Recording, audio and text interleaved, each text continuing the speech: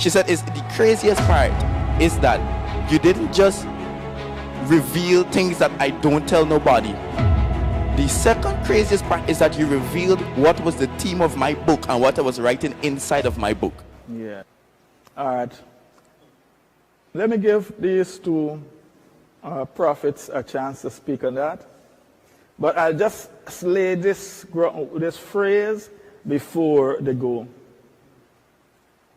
Nothing happens in the natural unless it first happens in the spiritual. Okay, go ahead. Life is spiritual. I love that you said that. I may be even able to say, you read my mind, because I'll try to summarize it. Usually when I'm on campus, people will be like, you know, they see the prophetic or person's prophesy. They say, I never see something like this in real life. I only see it on TV or YouTube. Mm-hmm. You tell them this is what's going to happen in the future. You tell them a secret about themselves. And not just tell them a secret about themselves, but in detail. Mm-hmm. On something that they've only told, let's say, their spouse. Mm-hmm. Right? And people are wondering why. Right? This is to lead into what I'm going to talk about. Mm-hmm. Mm-hmm. No, you should mind. Explain that you as a student of UG, this is what sometimes you might have a little group meeting and the prophecy would start. Sometimes you guys would be practicing, you would be worshiping, or just talking about God. And yeah. So let's give a perfect example, right? I was on campus recently. I was sharing with my father and my mother.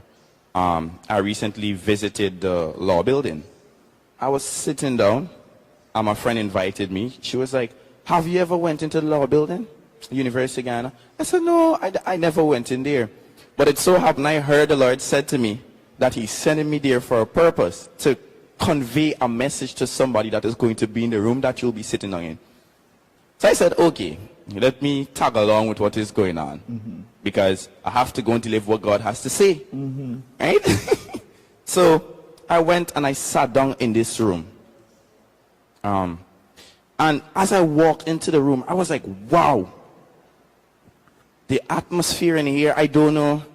It is beautiful. Mm-hmm. As a prophet, I think you would be able to understand, or a prophet, or a psalmist, when somebody worship, it creates an atmosphere. It's easy to flow in. It's easy to hear God.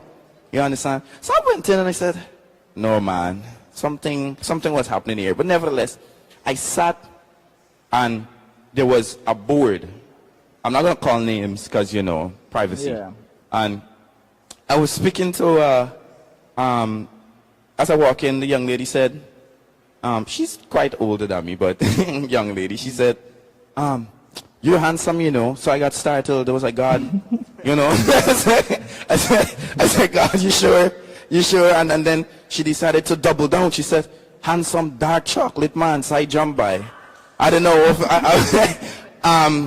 I had to, you know, like the prophets in the Bible, he had to call a minstrel to calm him down before he spoke. So I had to summon an angel to calm me down down there. So I sat. And, you know, we were talking about leadership, funnily enough. Mm-hmm. It so happened that we were talking about leadership. And she turned, while the whole group of the students were talking. Mind you, I'm a medical student. Mm-hmm. I don't really know much about law. But anyways, I was sitting there, mm-hmm. and we talked about leadership. Mm-hmm. And it so happened we talk about the Bible. Mm-hmm. But here's the intriguing part.